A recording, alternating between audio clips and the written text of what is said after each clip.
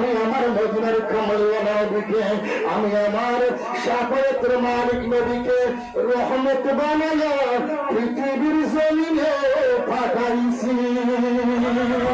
চিৎকার করি সুবহানাল্লাহ।